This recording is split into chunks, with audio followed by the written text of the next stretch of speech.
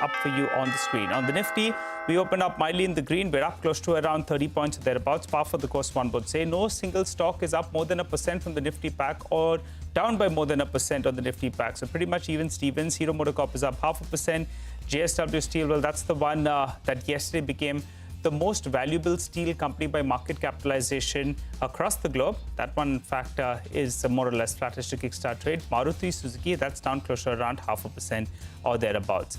Let's tell you about the broader markets because we have some big movers out there. Some of them come up for you on the screen. NCC, they are back 2 orders worth around 10,800 crore rupees from BSNL. So that's the stock that's up close to around, I think, 4.5% to kickstart trade. So good going on that one. Welspun Enterprises, that's the one that's back close to around a 330 crore order from the BMC. So that one as well, I think it was up close to around 3%. Now it's up close to around 2%. Ashok Leyland, that's going to be the stock in focus all through the day because the Ashok Leyland board meet is scheduled for later today. And post that, they do have an analyst meet as well. So we'll keep an eye out on that one. Siemens, I saw the initial tick was in the green. That's because the NCLT has approved the energy business demerger into Siemens Energy India. Stock holding high with a gain of close to around 2.5%. SIS, a small buyback is what they have announced. They're going to be looking to buy back close to around 2.6% stake, worth around 150 crores or thereabouts at around 404 rupees per share. So that's the stock we're looking at. Stylem, let's get that one up for you on the screen. That's the one that is in focus with the government has imposed anti-dumping duty on acrylic solid surfaces imports from China for a period of close to around 5 years. So that one as well should come up for you on the screen. And Arvind Smart, I think the stock initially was up in the green. They have sold close to around 200 plots. The total value on that one is close to around 180 crores in Bengaluru. The stock yesterday went home with a cut of close to around 4%. Arvind Smart Spaces should be the stock that's up close to around 2%. So a flattish to a higher start is what we're seeing on the Nifty. From the Nifty pack itself, actually, a few stocks are doing well. Power Grid, that's up close to around 2%.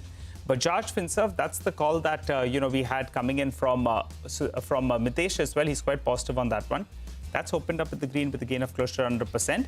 And we have IndusInd Bank that's opened up in the green. Remember, on valuation front, there is a lot of support out there. The question is, what else are we expecting in terms of a negative surprise? Otherwise, valuation-wise, even taken into account that write-off, well, the stock trades at around 0.7 times or thereabouts. But Vivek joins us now to help us out with the JP Morgan note on the power companies. Vivek.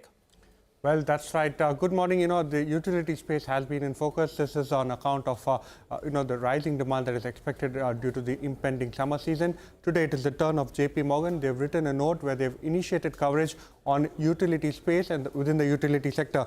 They have coverage on 5 stocks. Within those 5 stocks, NTPC and Power Grid, the regulated utilities, is where they have an overweight rating. NTPC, they have a target price of 417. Power Grid, a target price of 316. Tata Power, they have a neutral stance. JSW Energy, underweight. And Torrent Power is where they have a neutral stance. What is the key point as far as that they're making as far as the utility space is concerned? They're saying Indian electric utilities as well as independent power producers actually face structural power demand growth. However, they say that there are sectors in which it makes sense to go ahead and chase expensive stocks. However, they believe that the power or the utility space is not one space where you can go ahead and chase expensive stocks. However, when it comes to individual stocks, NTPC, they have an overweight rating. Remember, they believe at 1.6 times price to book, it's quite reasonable for a regulated utility which is capable of generating approximately 12% return on equity on the book value. Now, coming to Power Grid, they are quite positive on this particular name. They call it their preferred play on structural growth in India's transmission capex story. On Tata Power, they believe that while there are significant positives, the stock, which is currently trading at 2.9 times FY26 price to book value, for average ROEs of 12% at this point of time, risk reward is not very favorable. On JSW Energy, they believe that the valuations are actually at this point of time capped upside, which is why they have an underweight rating over there. And lastly, Torrent Power, once again, valuations at 13 times FY27 EB to EBITDA is what is limiting the upside. Overall, a positive note as far as the power demand is concerned. However, valuations is where they, at this point of time, they have a few underweight and neutral rating on stocks. Okay, all right. Thanks a lot for that, Vivek. Well, let's cut across to Prashant as well as Surbhi for our very special Market Master segment. Guys, take it away. Hello and welcome to a special edition of Market Masters. Is the worst over for markets? That remains the big question. Trump tariffs are the clear and present danger for global markets, while India middle-class tax cuts and potential RBI rate cuts are the two tailwinds which we can see right in front of us. Absolutely. Today we have the top team at ICICI Prudential Mutual Fund joining us to discuss a whole range of issues, and they have assets under management of around 9 lakh crore rupees. ICICI Pru MF is the second largest mutual fund in India. Equity assets at close to 6 lakh crore rupees and debt AUM at around 2.5 lakh crore rupees. The AMC's equity PMS and AIF assets stand at around 33,000 crore rupees. So, Prashant, we're talking about some very large numbers and big money managers here. And a big view then as well, right? Yes. I mean, and a rounded view, because we've got the equity managers, we've got the debt top leader as well. Let's welcome in Anish Tawakle, CIO, co-CIO equity. Anand Shah is CIO PMS and AIF, and Manish Banthia is CIO fixed income at ICICI Prudential Asset Management Company. Gentlemen, thank you very much, all of you, for being here on this special edition of Market Masters. And I think it's an important and interesting time to get that view from you, because so many people who write into us, who reach out, and the feedback from social media and otherwise seems to all point to this one question. Is the max pain over for markets? The maximum pain over? Is it behind? And while we may not be in a extremely bullish phase, are we to take that maybe, the worst is behind? Anish, let's start with you. So if we look at the equity space, right, our view is that the large cap space is fairly valued, but one still needs to be cautious in the small and mid cap space. So that's the overall view. What is that based on? We expect the economy to regain momentum. Right. Our view is that there is no fundamental problem in the economy. There is no structural imbalance that needs to be addressed. Inflation is fine, current account deficit is fine, inflation expectations are reasonable, bank balance sheets are healthy, corporate balance sheets are healthy. So the only thing that's ailing the economy is weak demand. And weak demand is a relatively easily solvable problem if you get fiscal and monetary support. We do expect monetary support to be forthcoming. And if that were to happen, then we do expect the economy to regain momentum. So in that context, the multiples in the large cap space are reasonable, and if one invests for a sort of a 3-year horizon, returns should be reasonable. At the same time, we would say, look, some of the very exorbitant return expectations need to be moderated, right? So people were, over the last 3 years, had got used to very high returns, and that phase might also not be coming, as you were saying. That's good to hear that you seem quite confident, Anish, on the underlying trajectory of the economy, and you say there's no problem. Let me quickly get in Anand's view on this as well. Anand, so that's the house call. Now, what is the approach that you're taking? And tell us a bit about what you've been doing through the phase of the correction as well. Have you been churning the portfolio a lot, or have you chosen to use this dip to add to some of your bets in infra and related areas that you've liked in the past? Sure. Hi, good morning. So yes, as Anish said, look, the challenge with the market was there was unprecedented, if that's the word I would use. There was an exuberance in the market. You had a very solid 4-year runs in the market, but more importantly, for almost record 27 months, which is around from June 22 to September 24, we didn't have a 10% correction in the market. So I think the challenge with the market was not as much. I mean, yes, there was a challenge in terms of growth relative to what we have seen in the previous 4 years. The earnings growth rate was also very strong, 35% plus for 4 years. That's also sort of tapered down, but fundamentals in that sense were not like really challenged. The challenge was in the marketplace, which is the valuations and all that. So if I see the data, as on end of February, almost 80, while the markets are down 18.5, 18.8 odd percent, 80% of small caps, as I see, were down by more than 30% from their 52-week high. 60% of mid caps were down more than 30% from their 52-week high, and almost 50% of large caps were more than 30% down from their 52-week high. to that extent, that sort of over-exuberance, we believe, has sort of softened, or we've seen a quick reversal in the market. And to that extent, valuations in individual stocks, individual segments of the market have now corrected to make us a little more comfortable going into the markets, investing into the markets at this point of time. And that's what we've been doing. I think from here on, the key would be stock picking, and which was not even the case, say 12 months back, that if you were in a certain segments of the market, you have seen a lot more pain than otherwise. And that would remain the case even from here on. Even within the sectors, you will find winners and losers. And to that extent, going bottom up, doing stock picking would be much more important from here in the markets than just going in and out of the markets. I have to ask you this, Anish and Anand, I mean, I think on the equity side, right? Those comments in early February, which got so much attention, it came from Naren, lock, stock and barrel out of mid caps and small caps. And it generated such a heat and debate all across. And Anish, you run the small cap fund, right? I mean, you guys have been cautious way before, and I think Naren was making this point for a while as well, that small caps and mid caps are very expensive. I mean, your small cap fund has been closed for subscription for almost a year now, Anish? Yeah, almost exactly a year. You're right. So, is the view still very strong, or are on mid and small caps? You said one needs to be cautious here. The preference is clearly large caps. But as Anand also pointed out, stocks have in the small cap space come off very sharply across the board. So, extremely cautious now. I mean, a little cautious, but maybe a little more attractive. What's the sense on small and mid caps?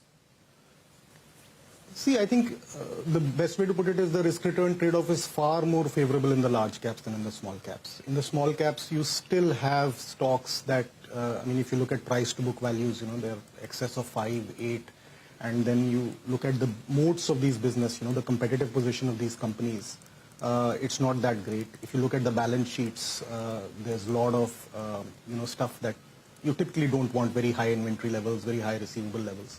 So there's enough minefields in the small and mid-cap space in our view. I mean, that's not to say that you can't find anything to invest in, but even in our small cap portfolio, if you look at the published portfolio, we have, a fair amount of large caps because we feel that overall they offer a better risk-return trade-off.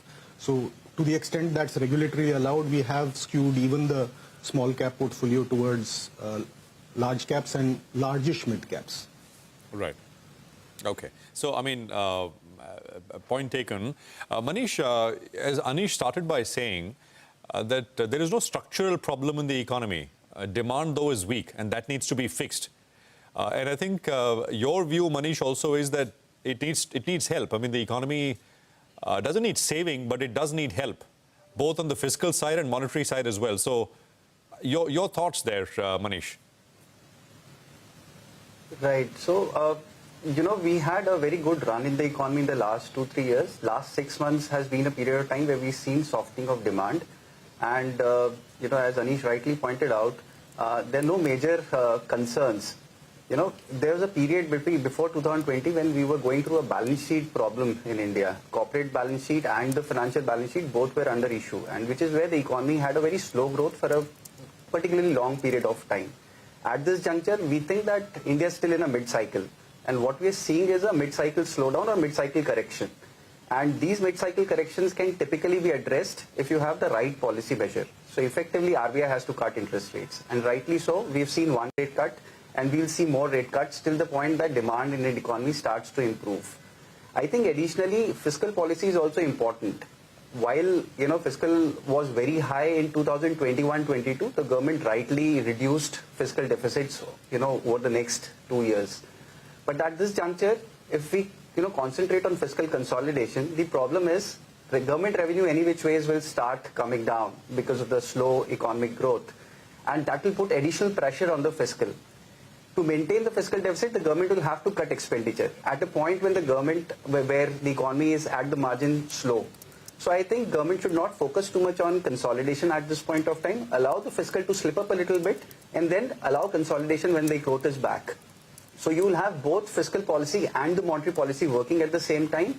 And, the RBI has also kind of, given liquidity back to the market. That should help the banks to allow flow of credit in the economy. So the combination of all of these should allow the economy to gain momentum back again. And that is, the broad view. Absolutely. We've seen the signs of that easing, both in terms of the regulatory stance as well as rates themselves, Manish, in the last just a couple of weeks, right? I mean, latest moves on the priority sector lending definitions and, of course, the rate cut itself. By the way, what is the House view? How many rate cuts this year? So we expect, 2 more rate cuts from here. And then it will depend on how the economy behaves. The problem with monetary policy is it, works with a lag. So at some point of time, RBI will have to make an estimation in terms of how the forward-looking numbers are and therefore maneuver policy accordingly. At this juncture, given where, everything is, our expectation is that RBI will cut 2 more rates. More rate cuts this year. Got that. Anish, so now, given what Manish has just said, I mean, let's apply that to the problem that you had identified. You said that the correction was because of market valuations, not because of any underlying economic issues. So on valuations and the earnings recovery, what are you anticipating? We're ending this year with very sluggish single-digit, Nifty EPS growth. FY26, what's the recovery? And then do the valuations start looking far more palatable in that sense? See, basically, but just to clarify one thing, Surabhi, I said that there was a demand weakness in the economy. I didn't say that there was no economic issue, but I said the only issue was weak demand, and that then reflected in slower earnings growth. Yes. Right? So, and we do expect demand revival. So, look, I mean, we do think the Indian economy can grow in real terms at 7-ish%, and add inflation to that. So, it was somewhere in the 11-12% range for nominal GDP growth is not unrealistic. And given that corporate earnings typically, follow that kind of growth, that would be the level we would expect nominal GDP to, corporate earnings also to grow at. See, the point on multiples is, I always say that, look, there's no, science to saying what is the right multiple, right? One can make a case for 21, one can make a case for 19, right? But the reality is if you stay invested for 3 years, even if you entered at 21 and 3 years later the multiple is 19, it's only a 10% spread out over 3 years. So it hurts your returns by 3%. But if you've got good nominal GDP growth, if you've got good earnings growth, you'll still make reasonable returns, right? So the point is there's no point endlessly debating whether the multiple should be 21 or 19. Reality is it's not outrageously high now, right? That phase is clearly not there. And it could sustain at this level, it could weaken a little bit, but either way it won't change your returns that much over a 3-year period. Anish, you said earnings growth should be in line with broad GDP growth, but that still means that maybe it could be a little bit higher. It should be, yeah. Yeah. So in terms of a rough range number, do you think we're getting back to 15% earnings growth in FY26?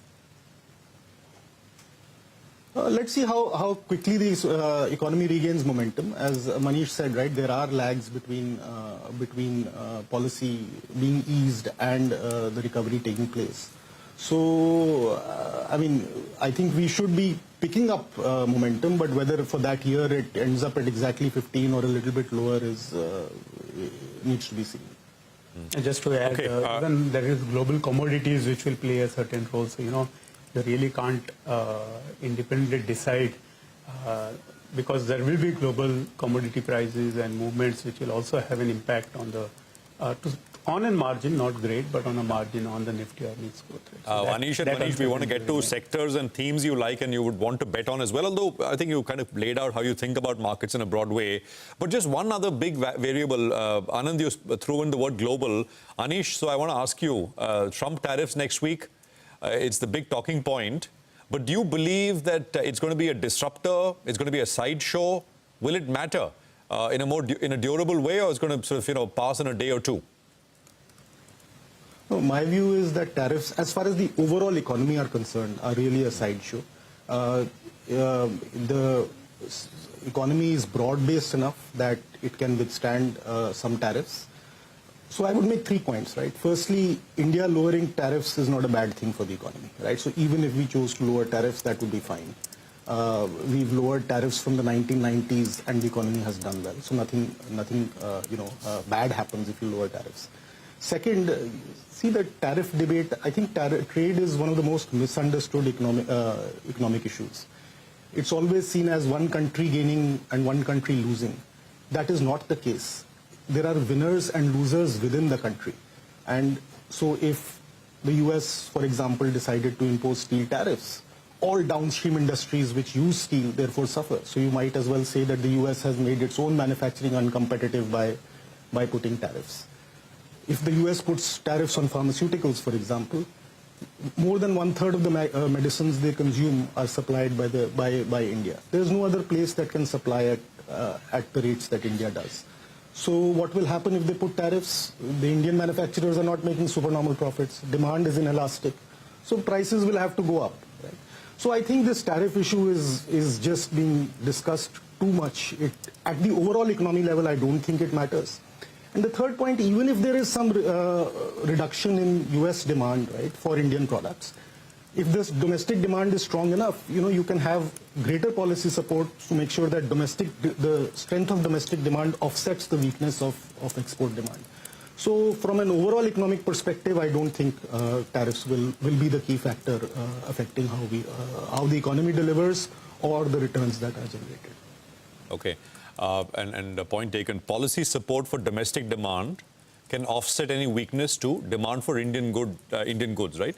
That's broadly the view. Of course, sectorally, etc., we'll have to see, but more of a sideshow in a broader context, as far as the Indian economy is concerned. Okay, let's just drill it down to sectors and what you like as themes. Anish, one of the big bets for you has been real estate and housing, right? Have you seen, and we've asked company after company on the program, on the channel over the last many weeks, has demand taken a bit of a knock, as wealth effect has taken a hit because of markets falling? What is your own sense? Because, that really has connections with so many other areas and it's so important for the economy as such. Has real estate and housing demand taken a bit of a hit, or does that remain in good state? So it has softened a little bit, that there's no doubt. So what needs to be seen, right, is that if demand has weakened, the prices in the real estate market should be corrected, or there should be price flexibility downwards so that demand recovers. Actually, if we are sitting here 1 year later, right, or 2 years later, and the economy has not delivered, then the most likely cause of that would be that real estate prices remained stuck at a level where there were no volume of activity, or the volume of activity was subpar. Right? I can't see the economy doing well without good housing activity. At the same time, I can't see the economy doing poorly if housing activity is strong. Even this cycle, right, 3 years back, when you see it picked up only when housing activity started recovering, right? So if there is price flexibility downwards, developers, cut prices to ensure that sales continue happening, and they keep constructing, that would be good enough. The only point I'd make is, I'm not placing a bet. That doesn't mean you should invest in the housing sector or in real estate companies. The point is that is a driver for economic activity across the board. And you can play the cycle in other sectors also, because if housing recovers, other sectors will also do well as a result of the sort of spillover effect. So overall, I'm positive on domestic cyclicals, which includes automobiles, cement, financials selectively, and industrial and capital goods. What we are cautious on is FMCG, and we have been for a while, and IT. Anish, you mentioned industrial and capital goods. There, the question is that, is one better off in the bigger private sector names, or do PSUs still have a big role in the portfolio? I mean, they've gone through a huge amount of price correction. The orders are still coming in because it's the end of the year. What's your call, PSUs? So, PSUs across the board, we generally take, at least I take in my funds, a risk management approach. I don't increase the weight beyond a point, and I'm always comfortable with a certain sort of weight managed position in PSUs, and that continues to be the case. I mean, I don't think I've ever skewed the portfolio ever too much towards PSUs, but at the same time, I've never taken the approach that, oh, these are uninvestable and we should not have PSUs. Play it sensibly. When the valuation becomes too much, reduce the position. When the valuation is attractive, very attractive, increase the position. That's always my stance in PSUs. And on financials, Anish, you said select financials. Can you elaborate on that point? Because it's a very wide basket from capital market players to insurance, where there's so many deals happening, to obviously the big banks. What is your order of preference there? So within the lending space, right, I'm going only for deposit-rich financials. I'm still worried about unsecured consumer credit. So I'm avoiding names where there is a lot of exposure to unsecured consumer credit, particularly if the exposure has grown very fast recently, right? So I would like strong deposit franchises, and other financials, I mean, we like basically, particularly insurance, we have an overweight on. See, basically what I'm saying is if the economic activity recovers, right, both savings and investment pool increases, and there is a greater role for financial intermediation. So financials will do well, provided you avoid areas where there are clear credit risks, or if they are too reliant on, exuberance of capital markets, right? So overall financials should do well. You should avoid areas where there is too much reliance on capital market activity or credit risks. Fair enough. Anand, what is your view? Domestic cyclicals largely is what Anish has been pointing to. I think you also are bullish on capex and industrials and capital goods and that kind of manufacturing as a theme, etc. as well. Although one difference I can spot, you like IT services. It's a bit of a non-consensus view. Anand? No, actually that's not correct. We don't have IT services in the portfolio. I think within the manufacturing... So what do you like, specifically pockets? Yeah, so again, as I said, this is a nice time to be going bottom up. As I said before, that economy is not broken and it's sort of recovering from a slow growth. And with both RBI and government, some bit of support, the economy should improve. But also there will be enough divergence. So while we will talk about 12-13% sort of earnings growth rate, we will have segments being much better than that, and then there will be segments which will do far inferior. So again, within the manufacturing space, one area where we've been sort of overweight and constructive has been metals. I think that's a little bit of a non-consensus view that we have maintained, given that we believe that China, with its more, higher per capita income, more focus towards, lowering pollution in that part of the world, their competitiveness in general in manufacturing metal should reduce over time.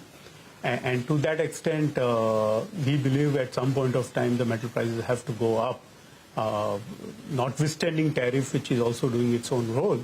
But that's one area where evaluations, we believe, were attractive. And as China recovers or otherwise, we believe the metal prices have to be going up as the costs of producing the same is going up globally, but more precisely in China.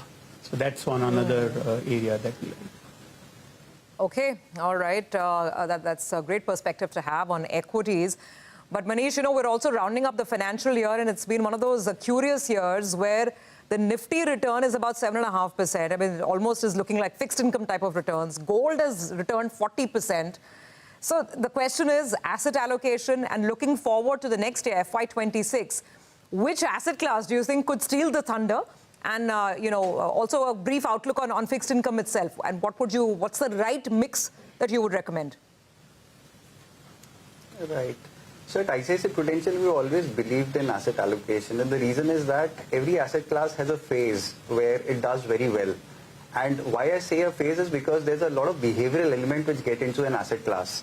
So for example, gold, I mean, we gave a positive call on gold in 22 and 23. And the reason for that was that, one, it has underperformed against a lot of asset classes at that point of time. And secondly, given that uncertainty globally had increased, we thought that gold was a good hedge against, the financial assets. Now, gold has performed, as you said rightly, it has given, outsized returns against other asset classes. Do we see gold as the same hedge as it was 2 years back? I think the answer is no. You need to see the valuation when you look at each of the asset classes. And we believe in mean reversion. So while gold has done exceedingly well in the last 2 years, its ability to give a hedge on the portfolio has reduced meaningfully. I think fixed income looks pretty attractive at this point of time. And the reason we are saying that is, one, we are at a point where, we're seeing a mid-cycle correction. And, we also in the last 3-4 months had a problem of outflows. Now, those outflows also led to tightness of liquidity in, generally the banking system.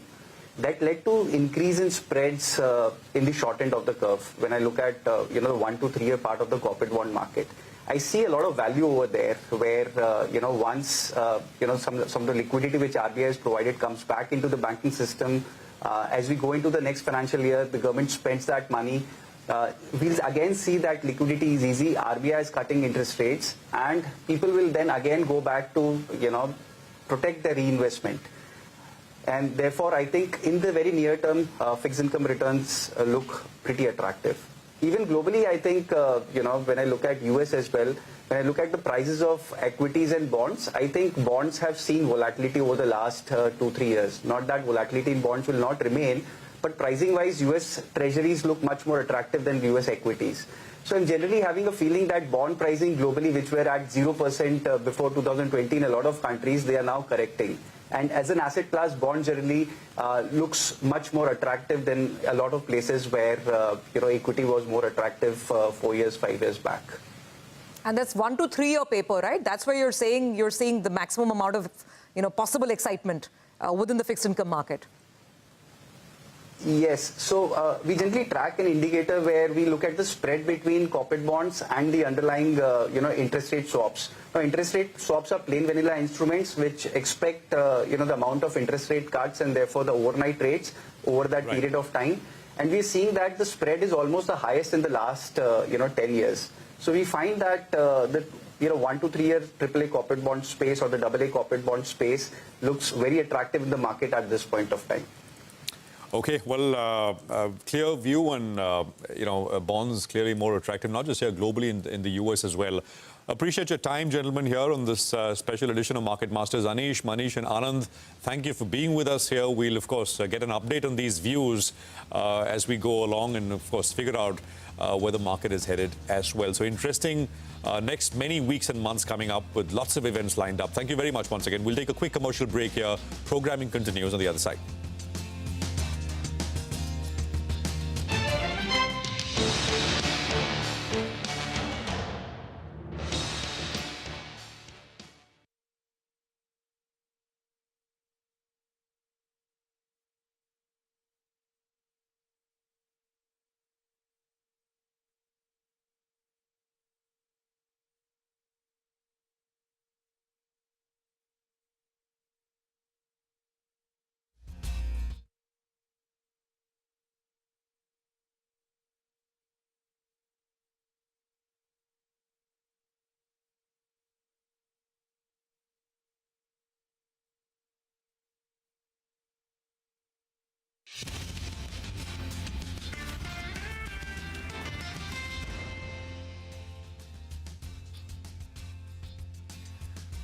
Welcome back. Well, the markets have taken a bit of a leg down. We're down close to around 30-40 points thereabouts. The Nifty Bank, though, that's the one that's showing some traction. That's up 150 points. The breadth of the market, for starters, is mildly negative. Nothing really to worry about. Towards the end of the year, you expect some of these edgy moves. I think the trend is pretty much intact till we hold this near-term support of around 23,450 odd. Well, let's focus on our next corporate, Engineers India. That's the stock in focus. The company bagged 2 orders worth around 750 crore rupees from the Middle East clients. To discuss this and more, how are the order trends and what's the execution outlook? We're joined by Ms. Vartika Shukla, the Chairman and Managing Director of the company. Good morning, Ms. Shukla, and always good to have you on the show. Thanks a lot for joining in. Well, give us a few details. You won this order from the Middle East. What is the total order inflow in this fiscal year so far? What does it take your total order book to? And if you could split it up for us, what's the international ordering as a percentage of your order book? Sure. Thank you, and it's an absolute delight to be here. I think the orders we received on Monday are the testimony of the fact that we repositioned our business strategy a couple of years ago as to how to create value for ourselves as an organization, not only in the domestic market, but also internationally. So today we have, kind of not overachieve, but I always say that whatever we have as an inflow, we can do better. So we have crossed the 8,000 crore mark as an order inflow in this financial year, and we still have a few days left for this FY. And if we look at the blend of the order inflow that we have this year, we have surpassed 1,000 crore of consultancy services from international market. And this current order which we received on Monday is a blend of the PMC services, the project management services for all the, basically the onshore and offshore work in the Middle East, as well as some of the engineering services, which is again an outcome of the inflow and the services that we rendered over the last 2 years. This year looks good in terms of completion of some of the mega projects which we undertook a few years ago, and also the acceleration of the projects that we have today in the domestic sector in terms of project management services. Yeah. All right. So you're sounding pretty confident and you're sounding pretty satisfied as well. So 8,000 crores of order inflow, that's the number that we got in there, and around 1,000 crores of consultancy from international business. We got a couple of numbers from you on that front. What's the total order book right now? The last number that we have is in that vicinity of around 11,000 crores. There would be some execution as well. So give us an updated number. What is the order book? Split it up for us between turnkey as well as consultancy. Please go ahead, Ms. Shukla. So it's close to 12,000 is our order book today. And it's a very healthy blend of about 48 to 49% of consultancy business, and about, the rest of it, about 50% from the LSTK cost plus OB business. So it's a very healthy blend, and we have positioned ourselves accordingly in terms of the business strategy to get orders in the consultancy segment, in engineering, in the overseas market, which has a turnaround period of about 12 to 14 months, realizing our turnover accordingly, and the mega projects which take 36 to 42 months for implementation in the domestic sector. Got it. And out of this total 12,000 crores, we've got the split consultancy as well as turnkey, but international business as a percentage is how much? So international business in terms of the inflow that we have had this year is about 12% of the total inflow. And within the order book, something like about 20% would be international business for execution. Okay. Since you mentioned execution, what about execution? Towards the end of this year, this fiscal, I think the target was in that vicinity of around 3,200 to around 3,300 crores or thereabouts of revenues. And the street has been looking forward to the execution. So do you end the year in that vicinity? And on that sort of a base, what is the growth you're looking at? So we are hopeful of ending this year, and the visibility that we have is we will meet the last year's turnover targets with a better margin on the bottom. And you saw the last quarter results, we did about 11% on the bottom line, which is also showcasing the model that we have adopted in terms of execution, and also the excellence that we've brought into internal operations by various means. And going forward, the blend that we have today of the oil and gas sector, the infrastructure sector, and the other sectors, also the new age sectors that we have entered, is likely to raise the top line close to about 20% in the next financial year, very comfortably go to about 20 to 25% upward. All right, so 20 to 25% growth for FY26. That's going to be heartening. And as you said, you've been focusing on improving margins as well. In terms of execution, what is it likely to look like? Because we know consultancy, their margins are much better than turnkey. So what is likely to be the execution mix? The order mix we have, the order book mix, but execution mix will be what? And what does it mean in terms of EBITDA margins? You gave us the PAT margins, but EBITDA margins, what is it likely to look at? I think the last quarter you did in that vicinity of around 13%. Scope to improve? Sure, scope to improve. Essentially, it's a blend of both. Today, we work in a more competitive environment, whether we talk of domestic market or international market.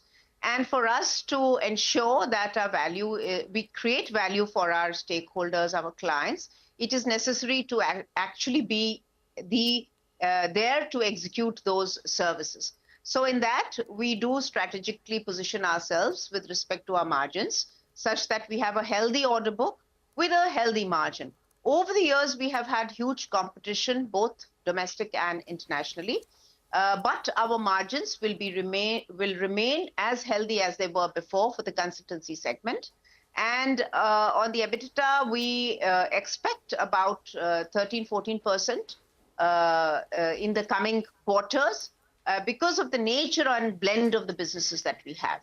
So I'm very hopeful. Even our margins, which we have won orders for in the LSTK segment, are healthy. And we position ourselves for the value-added kind of, projects, wherein we also give to our clients the technical excellence and the competency that we have in our organization. Okay, all right. What about oil and gas and the diversification away from it? How much will non-oil segment contribute as a percentage of your mix? And there has been a lot of focus out there, right? So how do you see that panning out? So today, if we see in terms of our order inflow, we have about 52% of order inflow from pure refinery petrochemical, the oil and gas sector, which speaks volumes of the realization of our potential in other areas, not just in terms of the inflow of orders, but the outreach that we have had to position ourselves as a very responsible consultancy firm taking up these orders for execution.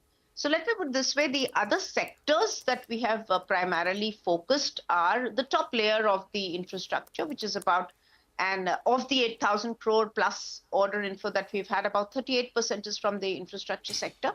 About the rest of it ranges from the new age technologies, new age areas like hydrogen, gasification, renewables, as well as from the chemical sector.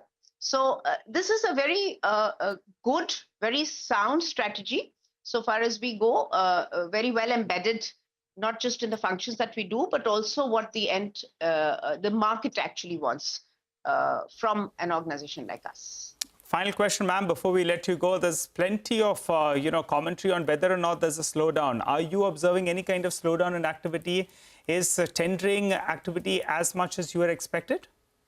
Absolutely not. There is no slowdown whatsoever. The testimony lies in the fact that the orders we have secured, and it is almost all the investments that are happening in the country, we are positioning ourselves for execution in all the refinery expansions, petrochemicals, working very hard to get the competitive advantage in pipelines, positioning ourselves well in upstream sector as well. And going forward, there are many projects which are on the anvil in terms of brownfield and greenfield projects, as well as other sectors which are looking at investments in various models. And we are going to be there as a serious player to continue our growth journey in terms of inflow as well as execution. Okay, all right, Ms. Shukla, heartening to hear that commentary. Thanks a lot for joining in. Wishing you all the best, and we look forward to chatting with you on the show in the coming months as well. For the time being, the two big headlines we have is FY26 guidance, 20-25% revenue growth with margins in the vicinity of around 13 to around 14%. Surabhi joins me back in the studio as well, Surabhi. Markets more or less flattish as we speak? Quiet, I think. It's a quiet Wednesday morning. Let's see how it picks up. Midcap's doing a little better. But I think we've got Mitesh back, so let's get some ideas in on what to do through this day. Mitesh, if you can hear me, what's the call now? Any index trades? Otherwise, what about individual stocks? So we have positions both in the Nifty and the Bank Nifty, and what we've done is, get into some call spreads, book the futures, given the fact that we have had a rally and possibly are looking at a pullback. But the bias is on the upside very clearly. As I said, we have bull spreads on the Bank Nifty as well as the Nifty, and intend to add more if I get Nifty, closer to about 23,600 levels, which is where we had a low of 23,614 today. Similarly, on the Bank Nifty, the entry point is still at about 51,550 to about 51,600. So in case we get those levels, we'll add more. So the stance is on the positive side. On the stock side, Nykaa is something, which after a long time has come on the radar. Buy here with a stop just below levels of 169, which is today's low. And look for a target of 180, 182 to begin with. I suspect once we cross those levels, we might even look at higher levels. And SBI Life is the other one, which I would recommend buying with a stop below 1550 for targets of 1620. Okay. All right, Mitesh, thanks very much. We will connect later in the day for some more tips and ideas. Right now, I have to take a very quick break. On the other side, Manisha Gupta joins in with the latest in the commodity space.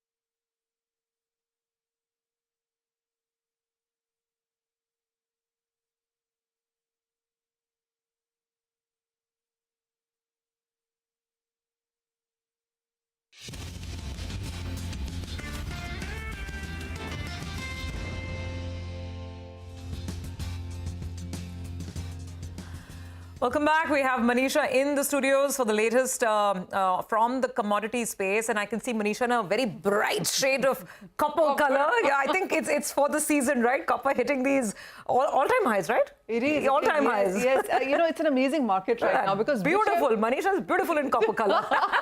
All right.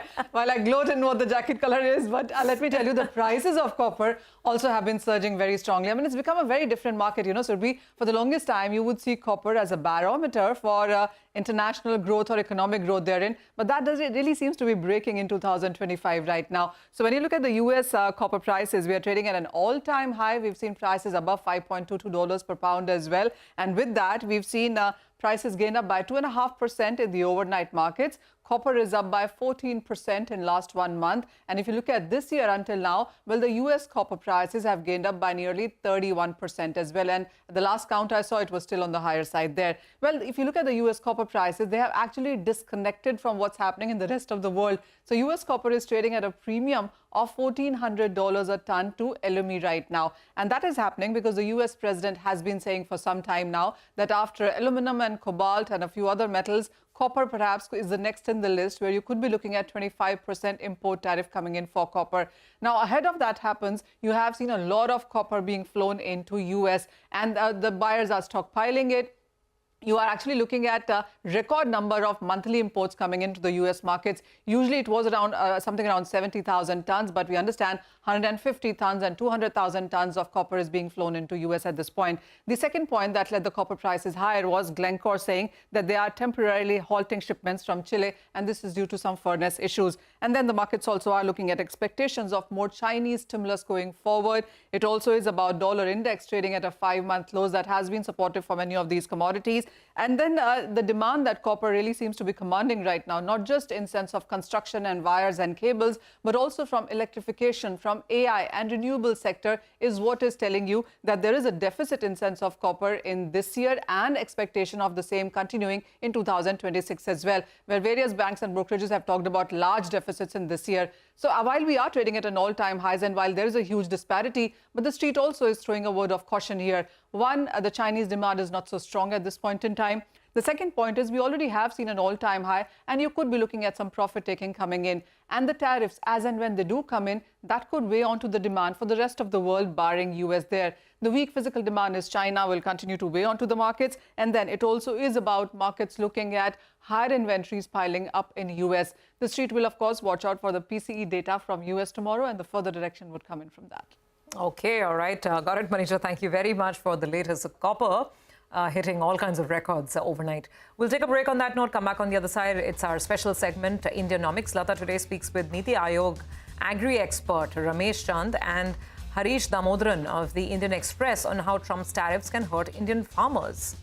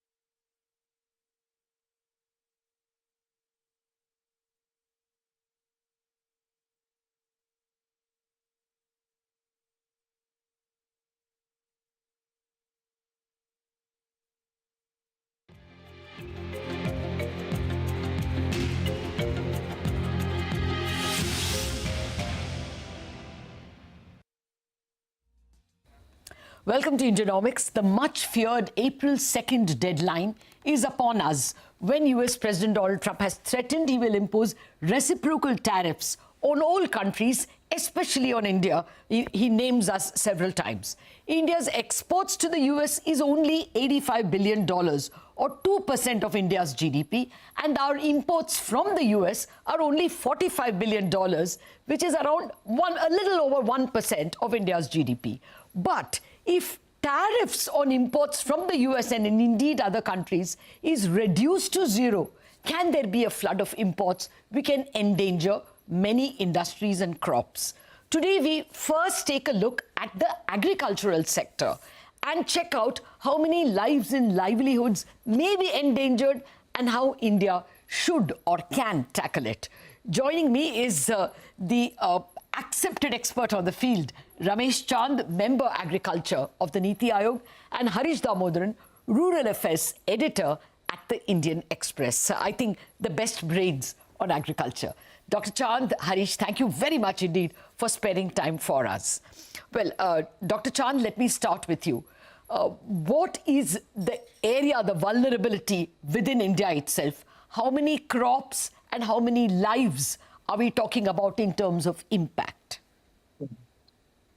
Lataji, I feel before jumping to specifics, we should talk a little bit about wider implication of what President Trump is seeking in trade from other countries. Okay. You see, now reciprocal tariff means that if every country has to have same tariff, then you lose the opportunity to take advantage of trade. Second is that these things are agreed under WTO, under multilateral trading agreements. So if Mr. Trump goes his way, I think that will unsettle this multilateral trade agreement, and every country will be forced to have two kind of situation. One in response to what US demands, and second is in general what we have committed under WTO. What you're saying is, let us assume that the US says the average difference between average Indian tariffs and average US tariffs is, say, 10%. So he imposes 10% on all Indian goods, and we also have to only bring it down to 10. You're saying that we will have a separate tariff for the US and separate tariff for non-US countries. Will that be the situation that we can live with, or will we be pulled up by the WTO? You see, it is not only India. He's asking for this thing to every country. Okay. I think in this kind of situation, I would have expected WTO to call a session and discuss that how we deal with this situation. Right now, Mr. Trump is looking at interest only of US, and he is asking other countries that you align your tariff and your trade to my situation. So it's a very complicated kind of situation. But in the short run, I think in order to avoid disruption in the trade flows, in order to avoid sudden change in situation, countries will adjust to reach some agreement with the US, leaving aside whatever is the the most favored nation agreement with other country. Okay. I foresee that kind of situation. Okay, so just to for purposes of economy of time, let us assume we have different tariffs for US goods, and for the same thing, say for instance milk. The tariff, milk powder, tariff on US is less, but it is more for New Zealand and Netherlands. Let's assume that. Still, if you can tell me, what will be the vulnerable families? Are we looking at, 40 million families endangered? How serious is the impact? You see, we are exporting a couple of products to USA. In many areas, the US is not likely to push export of those products which we are exporting to US. Okay. So in order to accommodate tariff, you see in trade negotiation, it is not straightway 2+2. Okay. There are so many ways in which the interest of US can be taken care. Okay. Like you know that we export rice to US and many other countries. Still, we are having duty of 30%, 40%, depending upon type of rice. As an example, we have that duty. Yes. So those commodity where we have strong advantage in export, where we are exportable, I call such tariff as redundant. Okay. So we can reduce those kind of tariff even to zero to see to it that that this gap between the tariff which US impose on our export and but we are having on their items. This kind of possibilities are there in couple of sections. Okay, so then that will be the key question to you. How will India tackle it, or how should India tackle it? But before that, let me get Harish into the conversation. Harish, what is your sense? Will there be any flood of imports from the US that you fear? I don't think immediately, Immediately, I don't think, like, for example, I don't think dairy products from the US are going to come, I think we have more to fear when it comes to dairy products, more from New Zealand or Australia or European Union than the US. And I think that the US basically wants to export, corn, cotton, and soybean to India. I think these are the main things, And plus, I think the US is losing a major buyer, which is China, so because that is a real trade war. So it wants some kind of a replacement market for China. And I think these are the three commodities which they are really interested in, in corn, in soybean, and in cotton. Whereas I think India, will stand to lose, a market, say, for example, shrimps, I think we do something like $2.5 billion, If tomorrow, if they were to impose, 30% import duty on shrimps, which is what the duty which we impose, so going purely by the logic of reciprocal tariffs, then definitely that's going to be endangered. And same with, I think, Professor Ramesh Chand talked about rice, So tomorrow, if they were to impose, 30% duty on basmati rice. So I think we have definitely our export interests to defend. Okay. So, and regarding those other commodities, as I said, we need to take a call on those. And other things like, almonds and walnuts and all, I don't think we need to, because we hardly produce those things. right. Okay, so according to you, exports are the ones that you would concentrate on, and there you think vulnerability of rice and shrimp. Dr. Chand, now for the real meat question. How should India go about tackling this reciprocal tariff threat? One is, as I already mentioned, that we have scope to reduce import tariff on many commodities without any threat of large import coming into country. Like, for instance, we are putting duty of 100% on tea. Now, US doesn't export tea to India. That is for, say, other country like Sri Lanka or Vietnam, those sort of countries. So if you look at case by case, commodity by commodity, there are many areas where India can accommodate what US want from India. And in this kind of situation, I feel we have to go for give and take, and already negotiations are happening, and ultimately we should move in the direction of bilateral trade agreement where the interest of both parties can be addressed.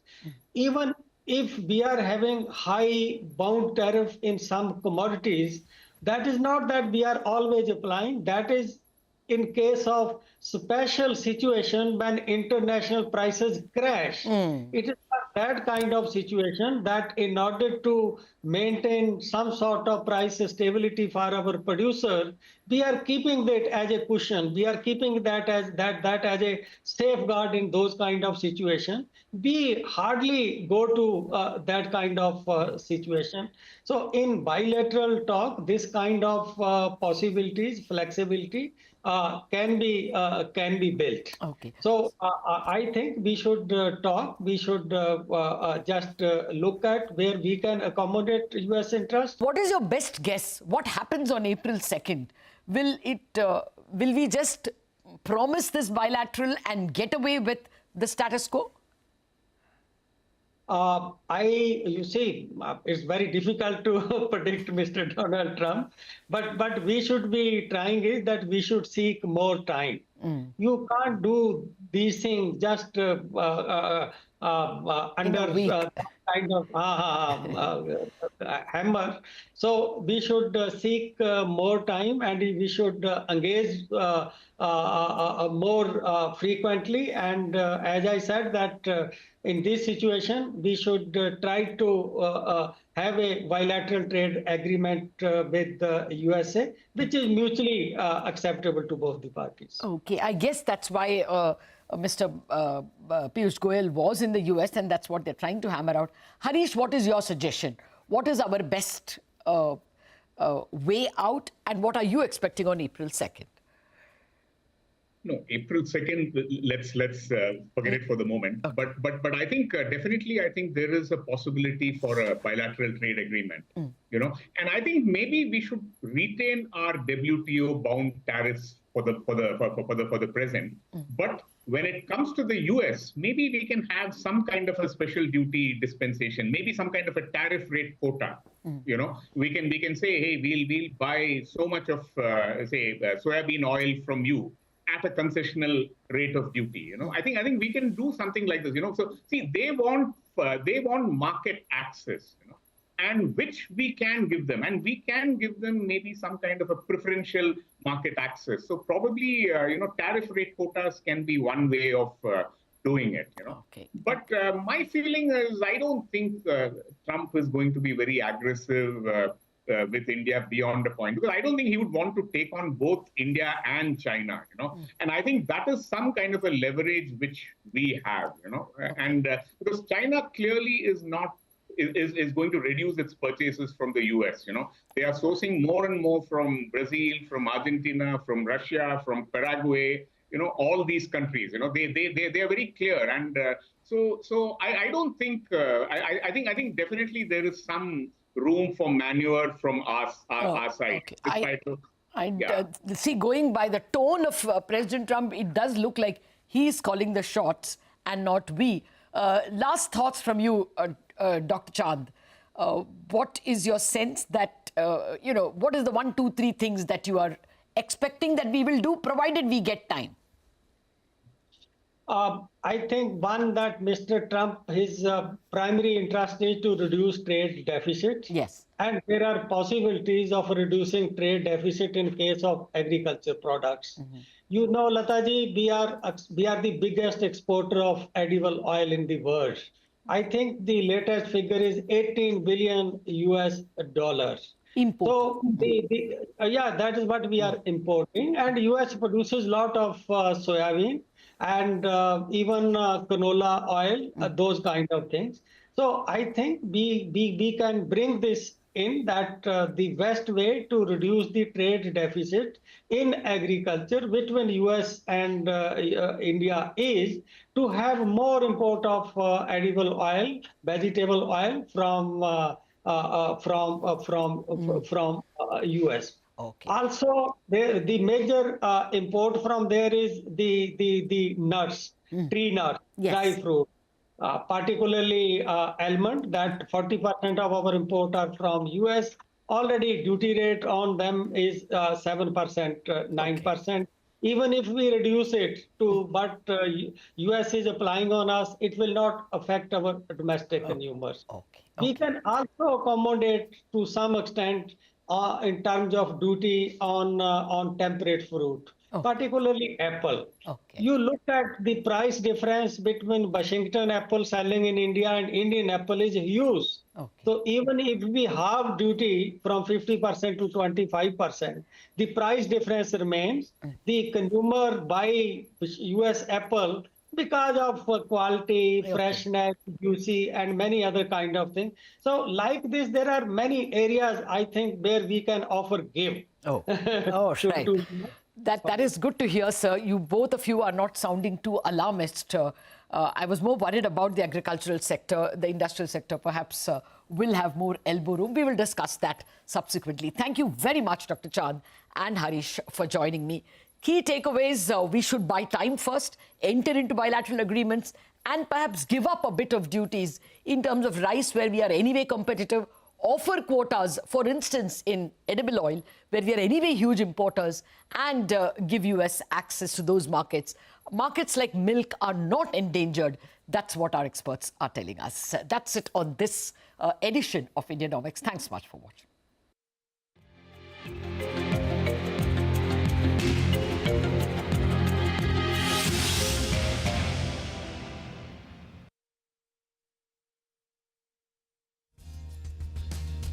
Hello and welcome to the Global Dialogue. I'm Shireen Bhan. Two trends captured public imagination through 2024. Artificial intelligence and the big breakthrough as far as weight management is concerned. Mounjaro, that's the drug from Lilly, has just officially been launched here in India. To talk to us about the potential, about the road ahead, and what we could expect in terms of more breakthroughs is the global CEO, Dave Briggs. Many thanks for joining us here on CNBC-TV18. It's a pleasure having you on the program. Let's start by talking to you about Mounjaro. You've got the first mover advantage. You've launched here in India. What do you believe the headroom for potential growth is? Yeah, well, such an exciting day for our company in India, for Mounjaro, and especially for patients who are looking for a way to control their diabetes better or their obesity. And India now joining a list of countries launching this product, making an impact in so many ways in society. So, what could be the impact? Obviously, it's a very large opportunity. There are, the prevalence of diabetes is very high in this country, and that's a serious condition where we need good medicine for. Mounjaro is proven to be very effective in controlling diabetes and helping people lose a little weight with diabetes. And then for obesity, which is almost like a precondition to other very serious health problems, we're seeing really strong uptake in many markets where we've launched, and I would expect that here as well. Unfortunately, overweight and obesity is a reality in India. But it's not seen as a disease. Yeah, but it actually is, by WHO standards, classified as a disease. And even if you want to argue with that, it's totally clear that being obese leads to more diseases later. Over 200 adult conditions, and some studies have shown almost 40% of adult disease is triggered by obesity. So it's important people manage their weight, hopefully with diet and exercise, but if they can't, now there's a medicine, Mounjaro, which can really have a profound effect on their body weight. Before I talk about the future of Mounjaro and what you intend to do with it here in India, I just want to go back to the backstory, because this is not new. We've had GLP-1 and, it's 2006. In fact, you had it on your annual report in 2007 on the cover. Why do you believe we've seen this kind of a breakthrough, and what does it mean now in terms of future adoption? Yeah, as you mentioned, this class has been out a long time, and there are people with questions about, is it new, is it safe? We actually know a lot about the GLP-1 mechanism and its safety. No drug has no problems, but we know what they are. So I think patients and their doctors can talk about those risks. It's not like there's unknowns there after 20 years of experience. But what we've been doing is improving that original idea. And sometimes in medicine we think of a breakthrough, maybe like the COVID vaccine that came all of a sudden and helped. But most medicines are more of a step-by-step improvement. We launched exenatide in 2006. It was a twice-a-day injection, so that was inconvenient. So we made a weekly injection called Trulicity, which is available in India today. And we noticed that by making it weekly, there were actually fewer side effects at higher doses. Why? Because the drug is sort of tolerizing once it's in your body. Then we added another incretin, so GLP is one, something called GIP, for a dual-acting medicine. That's what tirzepatide is, or the ingredient in Mounjaro. So each step improving to the next, and we're seeing more weight loss, more profound health benefits, better diabetes control with each improvement. But, and I think this is a number that you gave us in a previous interview that I saw, where you said between Novo and you, it's still about 20 million people globally using some form of weight management drugs at this point in time. And diabetes, GLP-1s for diabetes. So what do you believe is going to lead to higher adoption, and do you have the capacity at this point in time to cater to more demand? Well, capacity is key. Consumer awareness, physician awareness, also important. Payment and support from health systems where that's appropriate. But as you mentioned, we need to make enough. And right now we've had shortages in the last year in major markets. Lilly's invested very aggressively, though, in our own supply chain. We're in the middle of a $50 billion expansion plan. And those are showing good returns. We're already opening up new factory lines and improving our capacity. This is actually enabling us to launch this week in India.